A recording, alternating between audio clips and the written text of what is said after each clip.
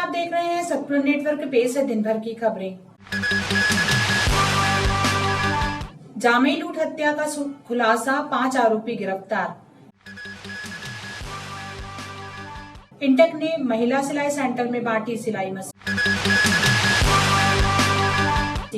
सरकारी योजनाओं का नहीं मिल रहा लाभ, खिरसाडों के नागरिकों ने सौंपा ज्ञापन। रिटायर्ड फौजी ने साथियों के साथ मिलकर लूट हत्या की, 5 आरोपी गिरफ्तार, 50 लाख का माल बरामद। परासिया राजस्थान के नागद्वारा के सराफा व्यापारी ओम प्रकाश सोमानी की गोली मारकर हत्या करने और आभूषण से भरा बैग लूटने का पुलिस ने तीसरे दिन खुलासा कर दिया।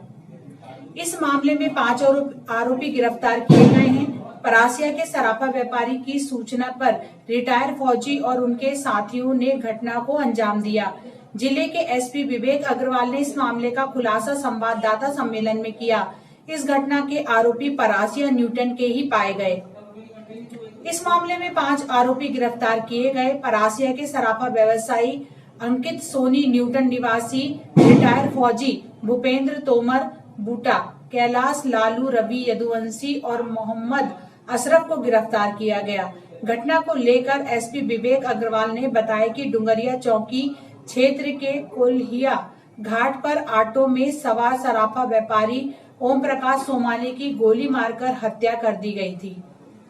पुलिस ने इस मामले में घटना स्थल से ऑटो में 66 किलो सोने चांदी के आभूषण कीमत 35 लाख रुपए और आरोपियों से बोरी में भरकर रखे 15 लाख रुपए कीमत के 24 किलो आभूषण बरामद किए। लाइसेंस पिस्तौल भी बरामद हुई। इस मामले में पुलिस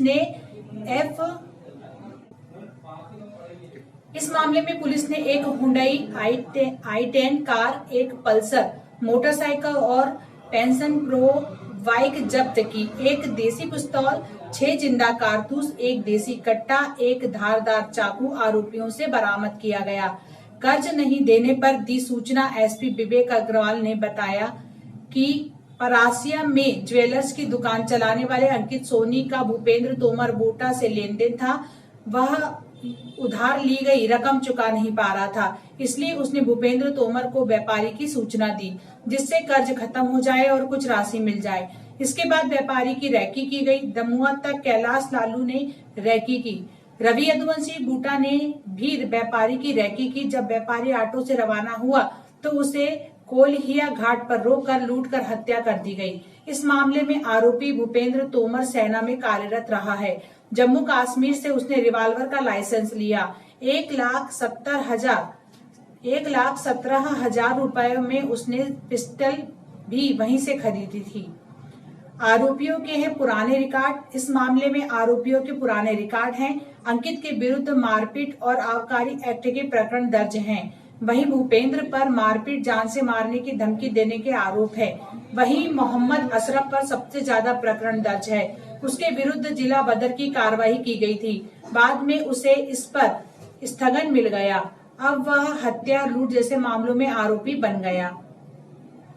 इस टीम ने की कार्रवाई। एसपी विवेक अग्रवाल के साथ additional SP doctor Sanjeev Singh Parasia, SDOP Anil Shukla, Junnardeo से एसडीओपी एसके सिंह, जामई थाना प्रभारी ब्रजेश मिश्रा, परासिया टीआई प्रतीक्षा मार्को, कोतवाली टीआई सुमेर सिंह जगते, दमुआ थाना प्रभारी Dharmendra Kushram, SI Abhishek Piyasi, S Parihar Premchandra Rathi, Ramesh Dubey, ASI Yogendra Singh Rajput, Kapoorchandra Pandre, Amarpal, Jai Kishan, नवीन, लोकेश, नीतेश, रघुवंशी, संदीप चौरसिया, मोनू, राहुल राजपूत, आदित्य और नितिन की टीम ने इस मामले में कार्रवाई की। प्रेस वार्ता में स्वागत है। थाना जुन्नार देव चौकी डुंगरिया अंतर्गत परसों एक गंभीर जघन्य सनसनीखेज हत्या और लूट का मामला सामने आया था। इसमें एक सराफा व्यापारी की हत्या हो गई थी। थाना जुन्नार देव में सूचना मिलने पर तत्काल पुलिस मौके पर पहुंची थी और इसमें अपराध पंजीबद्ध करके विवेचना शुरू कर दी गई। घटना परसों रात्रि लगभग 8:30 से 9 बजे के आसपास की होना पाई गई। इसके बाद पुलिस ने लगातार अपराध पंजीबद्ध करने के पश्चात कार्रवाई करते हुए निरंतर प्रयास करके लगभग 24 से 30 घंटे के समय अंतराल में इसमें घटना का पूरा पर्दाफाश करने में सफलता प्राप्त की है। इसमें कुल 5 आरोपियों को पुलिस ने गिरफ्तार कर लिया है और लूट में यह पूरा मशरूका सोने चांदी के जेवर, इसमें प्रयुक्त हथियार और सभी वाहन इत्यादि पुलिस ने जब्त कर लिए। जिले के थाना जुन्नारदेव की चौकी डुंगरिया क्षेत्र में परसों शाम को एक सनसनीखेज वारदात सामने आई थी, जिसमें एक सराफा व्यापारी की गोली मारकर हत्या करके उससे कुछ सोने चांदी के आभूषण लूट लिए गए थे। घटना प्रथम दृष्टया अत्यंत गंभीर प्रकृति की थी, जिसमें पुलिस ने तत्काल मौके पर पहुंचकर जांच शुरू कर दी थी।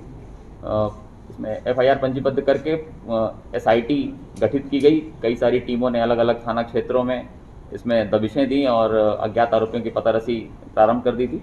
अज्ञात आरोपियों के विरुद्ध आईजी महोदय ने 30,000 रुपये का इनाम भी घोषित किया था और पृथक पृथक टीमें अलग अलग क्षेत्रों में रात दिन एक करके निरंतर आरोपियों की पतारसी का प्रयास कर रही थी। इसी क्रम में पुलिस को एक अच्छी सफलता उस वक्त हाथ लगी जब पुलिस ने इसमें शामिल 5 आरोपियों को गिरफ्तार कर लिया है और साथ ही साथ उनके द्वारा लूटे गए पूरे लगभग 90 किलो सोने चांदी के आभूषण, जिसमें से लगभग 24 किलो उन्होंने वो लूट पाए थे और बाकी शेष मृतक के साथ ही ऑटो में कुछ माल रह गया था।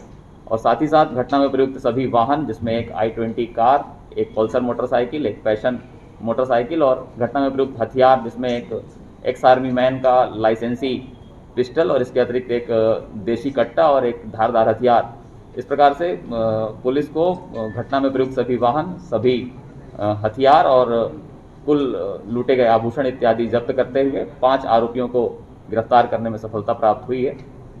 सभी आरोपी स्थानीय हैं और इनके द्वारा मृतक के साथ ये जघन्य अपराध एक प्लान करके उसकी रेकी करने के पश्चात किया गया था, जिसको अंतिम रूप से पुलिस ने पर्दाफाश कर दिया। नजर होता नहीं आता है सर?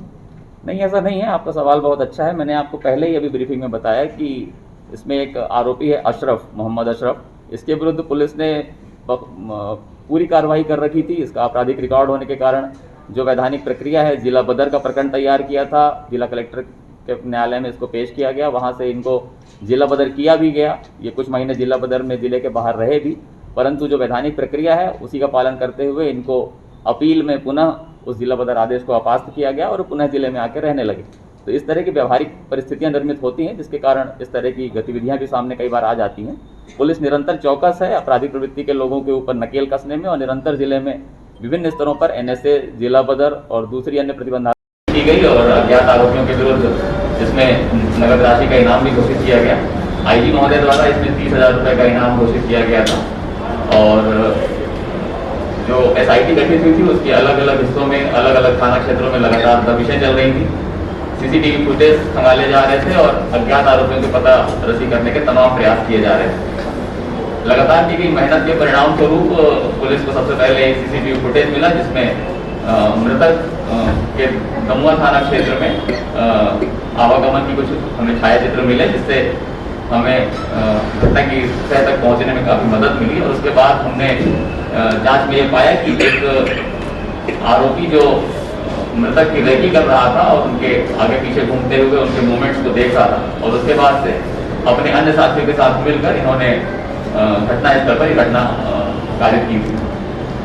घटना की शुरुआत कुछ दिनों पहले से होती है, जिसमें एक अन्य सराफा व्यापारी ही इसके सूत्रधार के रूप में सामने आया है, जिसका नाम अंकित सोनी है, जिसका सुहागन ज्वेलर्स के नाम से परासिया में एक सराफा शोरूम है। उस व्यक्ति ने एक अन्य मुख्य आरोपी बूटा उर्फ भूपेंद्र तोमर से कुछ राशि रुपए उधार लिए थे और उसको वो वापस चुका नहीं पा रहा था। इस सिलसिले में इन्होंने ये योजना बनाई कि क्योंकि ये सराफा व्यापारी है और इस तरह से ये ऑटो में आवागमन करते हैं, तो यदि इनको टारगेट करके उनकी ये सोने चांदी के जेवर यदि ये प्राप्त कर लेते हैं तो इनकी आर्थिक समस्या और इस तरह के तमाम लालचों के कारण इन्होंने ये घटना प्लान की। इनके साथ 3 अन्य आरोपी, जिसमें एक रवि यदुवंशी, इसके अतिरिक्त एक मोहम्मद अशरफ और कैलाश उर्फ लालू, इन लोगों ने इसमें सहयोग किया। सबसे पहले इसमें कैलाश उर्फ लालू ने घटनास्थल से दमुआ की तरफ जाकर मृतक की रेकी की थी। इसके पश्चात रवि नाम के युवक ने भी इनकी रेकी की और फिर जब ये ऑटो में बैठकर वापस आ रहे थे तो घटनास्थल पर रवि, अशरफ और बूटा इन सौरभ कुमार सुमन ने जनपद पंचायत के सभा कक्ष में राजस्व अधिकारियों कर्मचारियों की बैठक ली। बैठक में उन्होंने नामांतरण और बंटवारे के मामले समय सीमा में निपटाने के निर्देश दिए। अपर कलेक्टर एसडीएम मनोज प्रजापति, तहसीलदार, नायब तहसीलदार और आरआई पटवारी के साथ राजस्व का अमला इस बैठक में उपस्थित था। कलेक्टर सौरभ कुमार सुमन ने कहा कि फौती दर्ज की जाए और गैर विवादित बंटवारे नामांतरण समय सीमा में किए जाए। विवादित मामले भी समय सीमा में निपटाए जाए। बाहर रहने वाले किसानों को फौती दर्ज होने में आ रही परेशानियों से अमले ने अवगत कराया। कलेक्टर ने इसको लेकर दिशा निर्देश दिए।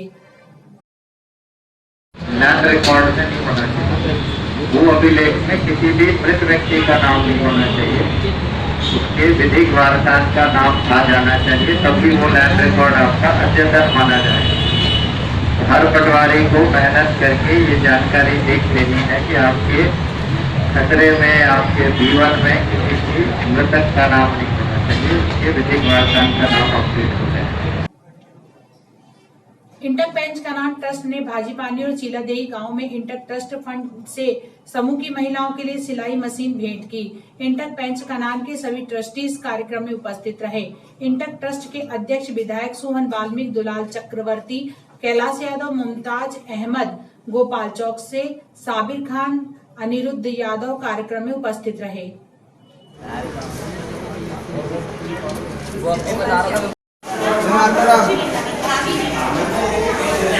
साबिर भाई और आपके जनपद पंचायत के सदस्य जयपाल भैया और समूह संसद की आपके अध्यक्ष और सभी समूह उपस्थित हुई सभी महिलाएं, मैं आप सबको धन्यवाद देता हूं कि आप सब लोग यहाँ पर उपस्थित हुए हो। थोड़ा हमारे दुलाल चाचा, हमारे जो वरिष्ठ हैं, उन्होंने आपको बताया।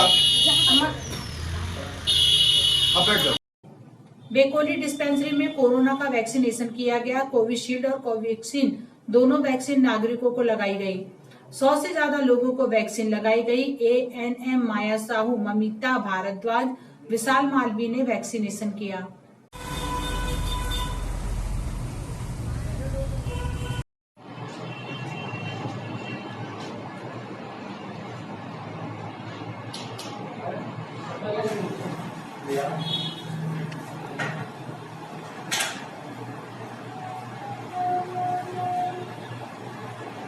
संत चावरा स्कूल में अंतर्राष्ट्रीय बालिका दिवस पर कार्यक्रम आयोजित किया गया। कार्यक्रम में बालिका शिक्षा, बालिकाओं की उन्नति पर चर्चा की गई। शाला प्रबंधक फादर जॉन, प्राचार्य फादर फ्रांसिस, वित्तीय प्रबंधक फादर प्रवीण, उप प्राचार्य sister Gifty, free school coordinator sister Leeni कार्यक्रम में उपस्थित रहे। निवेदिता बंदेवार, राधा कीर्तना ने वक्तव्य दिया।